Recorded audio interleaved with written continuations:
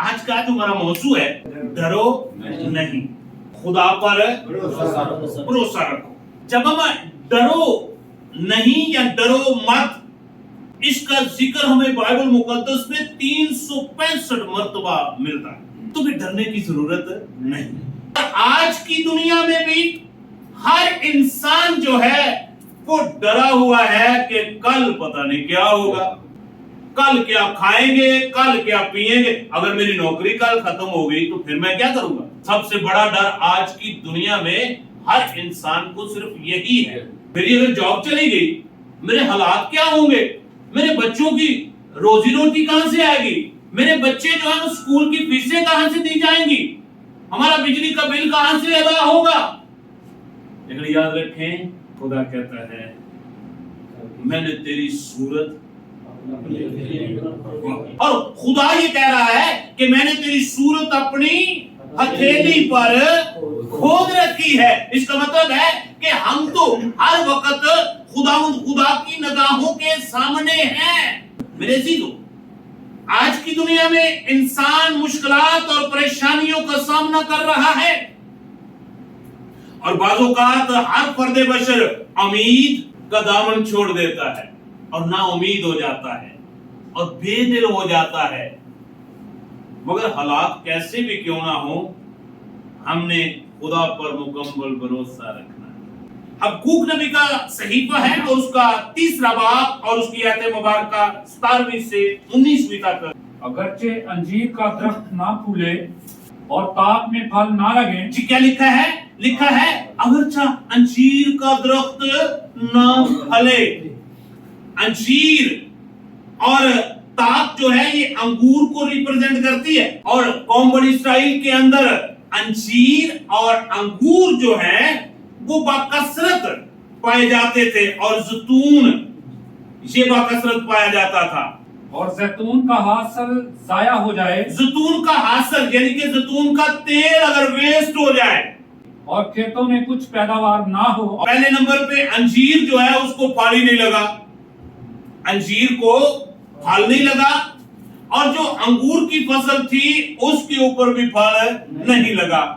ये दोनों ही आमदनी का जरिया थे, यहां से आमदनी होती थी कौम बनी इसराइल को, ये दोनों नहीं है। और फिर जैतून का तेल जो है इसको लोग बेचते थे, और खेत जो थे वहां पे पैदावार ही नहीं हुई। भेड़ खाना से भेड़ें जाती रही, भेड़ खानों में से भेड़ें भी जाती रही, खत्म हो गया सब। और कबीलों में से मुआशी ना हो तो भी मैं खुदावंद से खुश। हालेलुया। लेकिन खुदा का बंदा कहता है मैं इन सारी बातों के बावजूद किस में खुश रहूंगा? मैं खुदा में खुश रहूंगा और अपने निजात बख्श खुदा से खुश वक्त होऊंगा।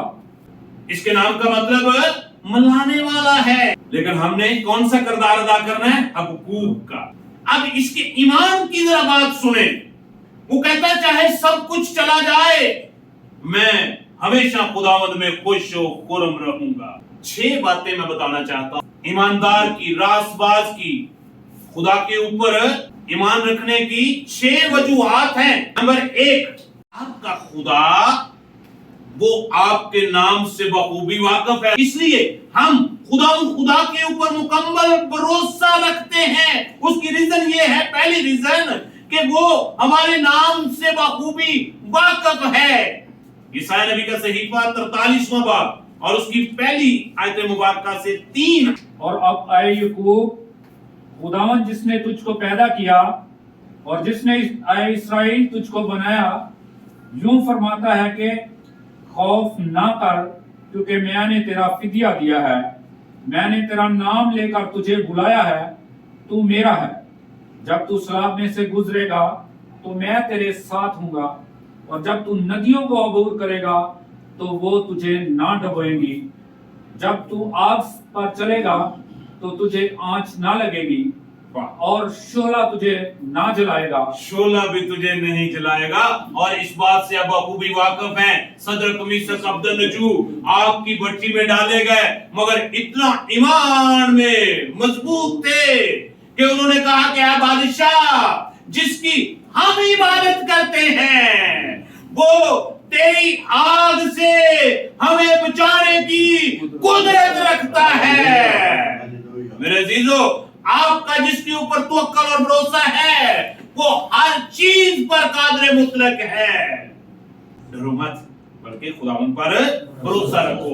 नंबर 2, वो तुम्हारे लिए जंग लड़ेगा, आपको लड़ने की भी जरूरत नहीं। खरूज की किताब 14वां बाब और उसकी 13वीं और 14वीं आयत। कौम बनी इस्राएल मुल्क मिस्र से निकली, और जब वो निकली तो पीछे फिरौन की फौजें उनका पीछा कर रही थी। आगे बहरे कुलसम है और पीछे फिरौन की फौजें हैं। कौम बनी इस्राएल तकरीबन 6 लाख मर्दों की तादाद बताई जाती है, उनके साथ मिली जुली भीड़ भी थी। कौम बनी इस्राएल नस्ल के अलावा भी कुछ लोग थे और उनके बेटे बेटियां, उनकी औरतें भी शामिल थी। और अब उनको आगे भी मुश्किल नजर आ रही है और पीछे भी उनको मुश्किल नजर आ रही है, और वो बुड़बुड़ाने लगे, डर गए, खौफ खाने लगे। मूसा ने लोगों से कहा, डरो मत, चुपचाप खड़े होकर खुदावंद की नजात के काम को देखो। खुदावंद की नजात के काम को देखो। आपके पास अगर रुपया पैसा नहीं है तो आप खामोश रहें, खुदा के ऊपर पुख्ता ईमान रखें, खुदा की शुक्रगुजारी करें और खुदा की नजात के काम को देखें। वो आपको मुहैया करने के लिए तैयार है। जी आगे क्या है? वो आज तुम्हारे लिए करेगा जी, क्योंकि जिन मिस्रियों को तुम आज देखते हो उनको फिर कभी अब तक ना देखोगे। खुदावंद तुम्हारी तरफ से जंग करेगा, खुदावंद तुम्हारी तरफ से जंग करेगा और तुम खामोश रहोगे। आज हमें डरने की जरूरत नहीं। नंबर 3, वो आपके बारे में सोचता है। खुदा आपके बारे में जबूर की किताब और उसका 139 जबूर है, उसकी आयत मुबारक 17वीं लिखा हुआ है, ऐ खुदा तेरे ख्याल मेरे लिए कैसे बेशबहा है। ये जबूर नवीस ईमान का इकरार कर रहा है और कहता है कि तेरे ख्याल मेरे लिए कैसे बेशबहा है, इनका मजमुआ कैसा बड़ा है। अगर मैं इनको गिनूं तो शुमार में रेत से भी ज्यादा है। जाग उठते ही तुझे अपने खुदा आपके बारे में सोचता है। खुदा के पास आपके लिए अच्छे मंसूबे हैं, परेशान होने की जरूरत नहीं है। खुदा के पास आपके लिए अच्छे मंसूबे हैं। यिर्मयाह नबी का सहीफा 29 बाब और उसकी आयत मुबारक 11वीं से 13वीं आयत मुबारक, क्योंकि मैं तुम्हारे हक में अपने ख्यालात को जानता हूं, खुदावंद फरमाता है।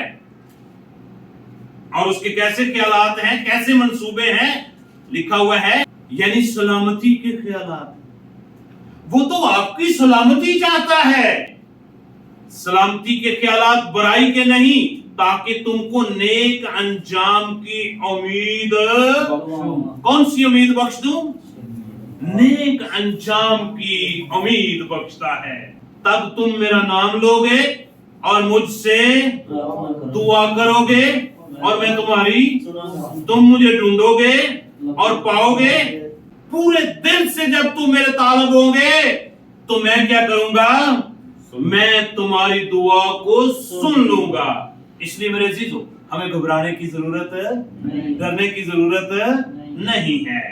फिर वो आपकी पनाहगाह है। पनाहगाह जो है वो होती है जहां पर आपका तहफ्फुज़ हो, जहां पर आप महफूज हो। कदीम जमाना में जितने भी बादशाह गुजरे हैं उन्होंने किले बनाए हुए थे दुश्मन से बचने के लिए। जब कोई जंगो जदल का समा होता तो वो फौरन अपने खानदानों को लेकर किले में चले जाते थे। खुदा आपकी पनाहगाह है। ज़बूर नंबर 62 है और उसकी आयत मुबारक 6वीं से 8वीं। वही अकेला मेरी चट्टान और मेरी निजात है, वही मेरा ऊंचा बुर्ज है, मुझे जुम्बश ना होगी। हमें जुम्बश खाने की क्या जरूरत है? हमें परेशान होने की क्या जरूरत है? कहते नहीं परेशान हो तेरे दुश्मन। आप भी कहें कि हमें परेशान होने की जरूरत नहीं है, کیونکہ خدا ہمارے ساتھ ہے، وہ ہماری پناہ گاہ ہے، وہ ہمارا اونچا برج ہے۔ میری نجات اور میری شوکت خدا کی طرف سے ہے، خدا ہی میری قوت کی چٹان اور میری پناہ ہے۔ اے لوگوں، ہر وقت اس پر توکل کرو، اپنے دل کا ہاتھ اس کے سامنے کھول دو، خدا ہماری پناہ۔ آخری پوائنٹ ہے، وہ ہمیشہ آپ کے ساتھ، وہ ہمیشہ ہمارے ساتھ ہے، وہ ہمیشہ آپ کے ساتھ ہے۔ تو پھر ڈرنے کی ضرورت ہے نہیں، آپ کو ڈرنے کی ضرورت نہیں۔ ایک کام کرنے کی ضرورت ہے کہ آپ کو خدا چانس دے رہا ہے۔ بائبل مقدس کے اندر لکھا ہے خدا کسی کی ہلاکت نہیں چاہتا، بلکہ چاہتا ہے کہ سب کی توبہ تک نوبت پہنچے۔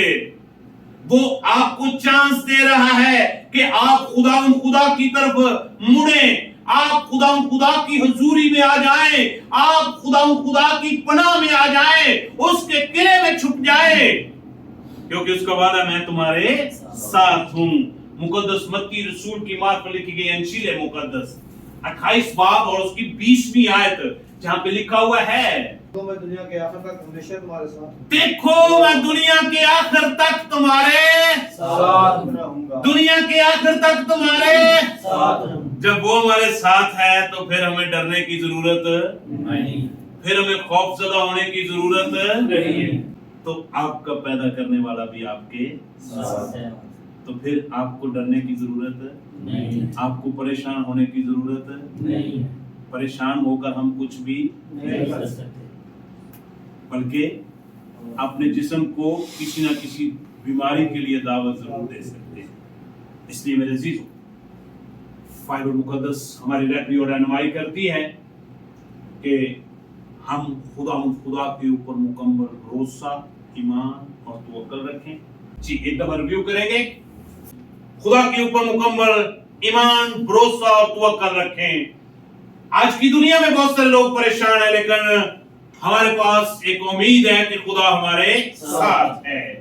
اسی طرح بائبل مقدس میں حبقوق نبی جو ہے، اس کا ہم نے ایمان دیکھا کہ اس کے پاس سب کچھ جاتا رہا، مگر اس نے ایمان کا دامن نہیں چھوڑا۔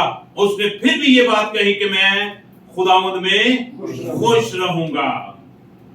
پھر ہم نے اس کے بعد یہ دیکھا کہ ہمیں خدا پر بھروسہ کرنے کی 6 وجوہات ہیں، 6 وعدے ہیں خدا کے ہمارے ساتھ۔ پہلا وعدہ کہ وہ ہمارے نام سے بخوبی واقف ہے، وہ ہمیں بائے نام جانتا ہے، اس لیے ہمیں اس کے اوپر بھروسہ کرنے کی ضرورت ہے۔